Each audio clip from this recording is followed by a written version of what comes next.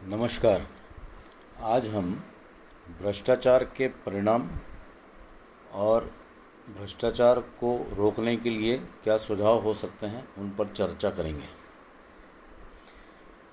जहाँ तक भ्रष्टाचार के परिणामों का सवाल है, पिछले व्याख्यान में हमने उसके कारण देखे थे भ्रष्टाचार के कि किन किन कारणों के से भ्रष्टाचार को बढ़ावा मिलता है, उसके क्या परिणाम हैं। तो हम इसको दो स्तर पर देख सकते हैं। एक तो व्यक्ति की दृष्टि से भ्रष्टाचार के क्या परिणाम हैं और दूसरा समाज की दृष्टि से भ्रष्टाचार के जो परिणाम हमको देखने को मिल रहे हैं।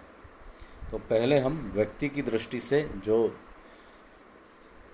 परिणाम हैं वो कौन कौन से हैं। इसमें हम सबसे पहले देखते हैं कि चारित्रिक पतन, जो कैरेक्टर, लोगों का जो कैरेक्टर के लेवल पर जो पतन होता है, उसमें ये सबसे बड़ा कारण है भ्रष्टाचार के परिणाम का। भ्रष्टाचार में जो भी व्यक्ति लिप्त है वो अपने नैतिक और मानवीय आदर्श भूल जाता है और उसके पास जो सत्ता है या जो उपलब्धि है या जो धन है वे जो है उसका मार्गदर्शन या मार्गदर्शक मूल्य बन जाते हैं। तो चरित्र की दृष्टि से जो दूषित ऐसे व्यक्ति न तो अच्छे प्रशासक बन सकते हैं और न ही अच्छे राजनेता। उनका केवल कुर्सी सुरक्षित रहे यही एक मूल मंत्र रह जाता है। ऊपर से तो वह भरे पूरे दिखते हैं लेकिन अंदर से चारित्रिक दृष्टि से जो है वो पूरे खोखले नज़र आते हैं, क्योंकि हर समय जो चरित्र से जो दूषित चरित्र का व्यक्ति है वो अपने असली स्वरूप को छुपाने की कोशिश करता रहता है। तो ये जो इस तरह की जो वृत्ति है वह उससे उसकी नैतिकता जो है और जो उसकी नैतिक दृढ़ता है वो उससे धीरे धीरे गायब होती जाती है। उसके व्यक्तित्व से वो धीरे धीरे हटने लगती है और व्यक्ति जो है अपने नैतिक पतन के कारण जुआखोरी, शराबखोरी और जैसी बुराइयों की ओर उसको ले जाती है और आगे जाकर के उसका नैतिक पतन, पूरा का पूरा नैतिक पतन हो जाता है। भ्रष्टाचार जो है वो व्यक्ति में निराशाओं व कुंठाओं को भी विकसित करता है। अच्छे व्यक्ति जो है भ्रष्टाचार के दैत्य के सामने बहुत छोटे नज़र आते हैं। उनमें गुण और क्षमता होते हुए भी उनको विकास के अवसर प्रदान नहीं हो पाते हैं और उनमें सापेक्षिक जो न्यायोचित या जो जिसको हम कहते हैं जस्टिफिकेशन की जो भावना होनी चाहिए वो उतनी पैदा नहीं हो पाती है और वो उनका जीवन जो है कुंठाओं और निराशाओं से भर जाता है और वो अपने आप को बहुत उदासीन और शक्तिहीन महसूस करने लगते हैं। व्यक्ति में धीरे धीरे सनकीपन और चिड़चिड़ा होने लगता है व्यक्ति, क्योंकि उसको लगता है कि यानी वो भ्रष्टाचार या भ्रष्टाचारी व्यक्ति के सामने बहुत छोटा है। तो जो अच्छे लोग हैं उनमें धीरे धीरे जो है अलगाववाद पैदा होने लगता है, पलायनवाद का वो शिकार होने लगते हैं, एकाकीपन और आदर्श विहीनता की भावनाएं जो हैं उनके अंदर घर करने लगती हैं। और भावात्मक दृष्टि से अगर हम देखें तो उनमें तनाव और उत्तेजना जो है वो हमेशा बढ़ती रहती है। भ्रष्टाचार की बीमारी का जो शिकार व्यक्ति है वो फिर उसके अंदर एक अलग तरह की हवस पैदा होने लगती है, चाहे वो धन की हो या तन की हो, वो विकसित होने लगती है और वो हमेशा जो है उनकी तृप्ति के अंदर ही लगा रहता है।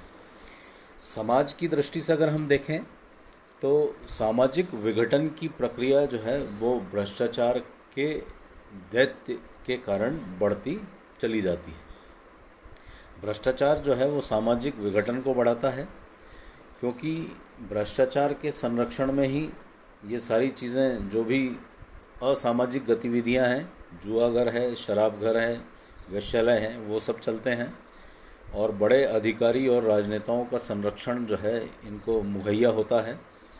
और धीरे धीरे जो है जब ये बढ़ेंगे तो समाज विघटन की ओर चलने लगता है। व्यक्तिगत विघटन से भी धीरे धीरे पारिवारिक विघटन को बल मिलता है, और पारिवारिक विघटन जो है वो सामाजिक विघटन की ओर इशारा करने लगता है। समाज में असमानता में वृद्धि होने लगती है।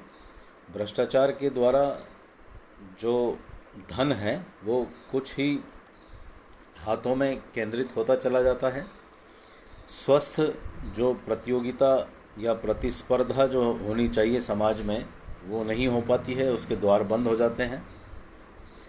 गरीब और अमीर के बीच की जो खाई है वो बढ़ती चली जाती है, और इस असमानता से असंतोष व दोष जो है समाज में बढ़ने लगते हैं।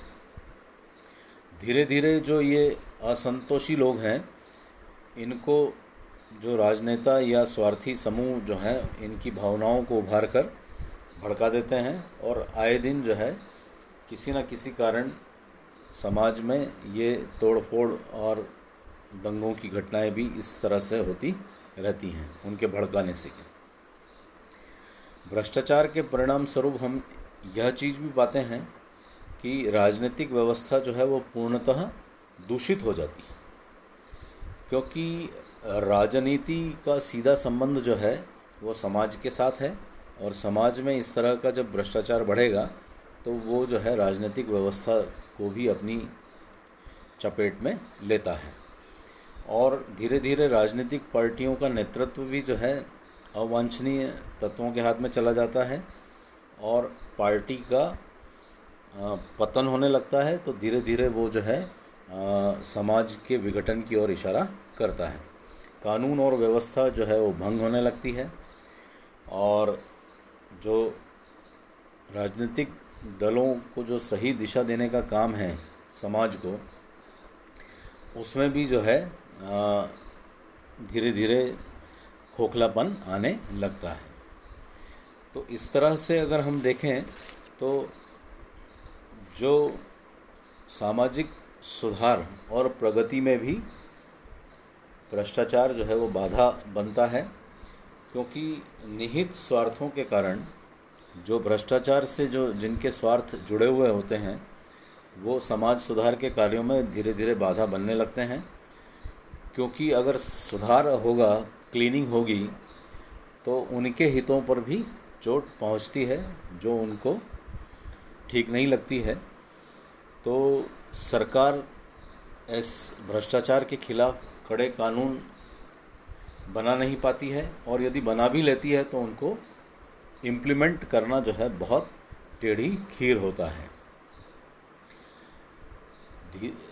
इस तरह से ये सारा का सारा जो इसका जो प्रभाव है, इसका जो इम्पैक्ट है, इसके कारण राष्ट्र निर्माण में भी ये जो है व्यवधान पैदा करता है। भ्रष्टाचार जो है वो हमारे राष्ट्र के निर्माण की गति को धीमा कर देता है, उसे रोक देता है, उसको चेक करता है। राष्ट्र निर्माण का काम केवल यही नहीं है कि भाई बड़े बड़े बांध बना दें या बड़ी बड़ी जो है कारखाने लगाने से ही नहीं होता, वरन बहुत अच्छे नागरिक, उत्तरदायी नागरिकों का निर्माण भी जो है राष्ट्र निर्माण का कार्य होता है। जब राष्ट्र के नागरिक ही इस तरह से भ्रष्टाचारी हो जाएंगे तो राष्ट्र जो है वो धीरे धीरे उसमें भी व्यवधान पैदा होगा, उसकी प्रगति रुकेगी, वो जो है एक निश्चित गति से जो है विकसित नहीं हो पाता है, और ये एक अनिवार्य हो जाता है कि राष्ट्र का ह्रास एक अनिवार्य विषय बन जाता है भ्रष्टाचार के कारण। तो ये सारी चीज़ें देखते हुए भ्रष्टाचार जो है वो व्यक्तिगत और सामाजिक दोनों ही दृष्टि से, और समाज और राष्ट्र की दृष्टि से भी जो है यह एक दूषित कारण है या उसका परिणाम होता है भ्रष्टाचार का। इसको रोकने के लिए भी हम कुछ सुझाव दे सकते हैं। जो सुझाव हैं वो इस तरह से हैं कि भ्रष्टाचार को मिटाने के लिए जो हमारे पास कानूनी जो असेट है, जो कानून के द्वारा जो हमारे पास नियम बने हुए हैं वो बहुत पुराने हैं, और इन पुराने नियमों के आधार पर हम इस भ्रष्टाचार के दैत्य से नहीं निपट सकते हैं। अगर भ्रष्टाचार को ख़त्म करना है तो हमको इन पुराने कानूनों को बदलना होगा और नए सिरे से कानूनों की व्याख्या करनी होगी,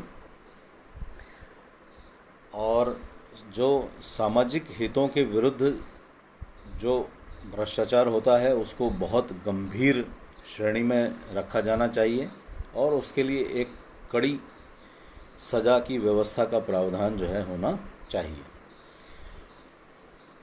प्रशासनिक ढांचे और नियमों को बहुत सरल बनाया जाना चाहिए, ताकि जो व्यक्ति अपना काम करवाना चाहता है उसका काम जो है अविलंब, यानी उसमें कोई देरी किए बगैर न्यायपूर्ण ढंग से जो है वो अपना कार्य कर सकें। जो हमारे पास कर प्रणाली है, जो टैक्सेशन की जो एक स्ट्रक्चर है उसको बहुत सरल बना देना चाहिए, और उसको एक कर वसूलने की एक पूरी जो प्रक्रिया है उसको इतना सरल बना देना चाहिए कि व्यक्ति जो है, हर व्यक्ति उससे अपने आप को एक्वेंट कर सके, ताकि उसको कोई दूसरा व्यक्ति जो है बेवकूफ़ बना करके या नियमों का हवाला दे करके उससे जो है अपने हितों को साध ना सके। चुनाव प्रणाली जो हमारे देश में व्याप्त है या जो चल रही है उसमें आमूलचूल परिवर्तन होना चाहिए, उनमें संशोधन होना चाहिए। बहुत कुछ संशोधन हो चुके हैं, लेकिन आज भी धन की शक्ति का प्रभाव जो है हमारी इस पूरी चुनाव प्रक्रिया पर और चुनाव प्रणाली पर होता है।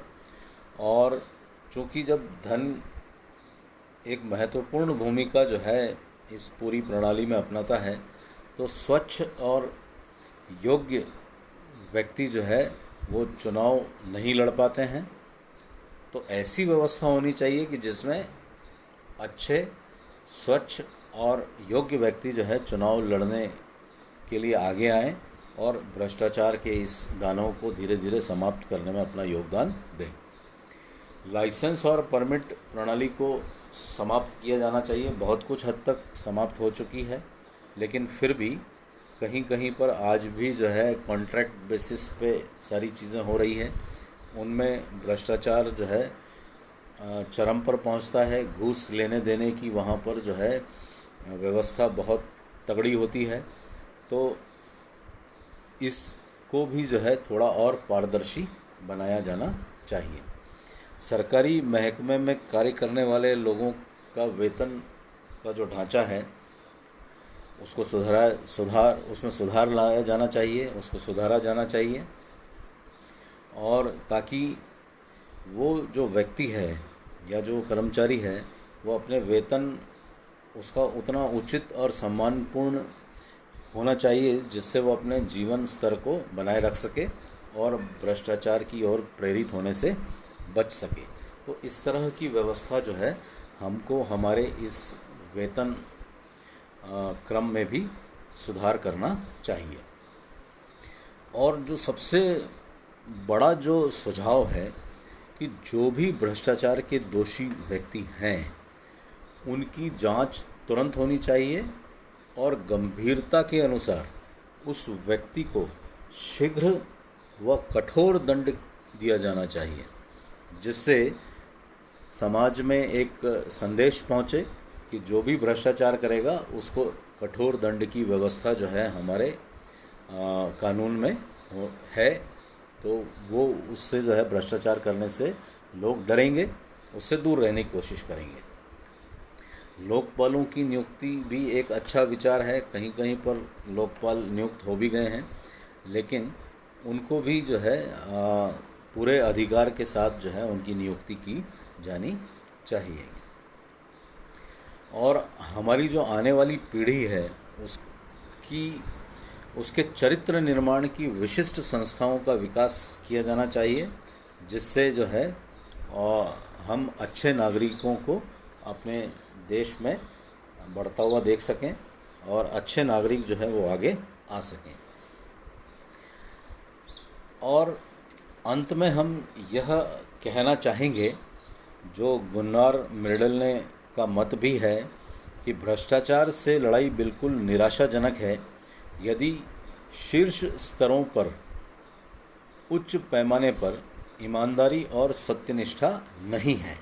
इसका मतलब ये है कि ऊपर जो लोग बैठे हैं वो बहुत ईमानदार और सत्यनिष्ठ होना चाहिए, जिससे एक संदेश नीचे तक आए, एक मैसेज नीचे तक आए कि अगर ऊपर लोग ईमानदार हैं तो हमको भी ईमानदारी और नैतिकता से हमको अपना काम करना चाहिए। अगर ऐसा होता है तो भारतीय समाज अपने एक अलग चरम उत्कर्ष पर पहुंचने की कोशिश करेगा, या एक जो प्रगति है या जो एक विकास की जो श्रेणी है वो एक उच्चतम स्तर पर हम उसको देख सकते हैं, अगर भ्रष्टाचार बिल्कुल हमारे देश से अगर ख़त्म हो जाता है।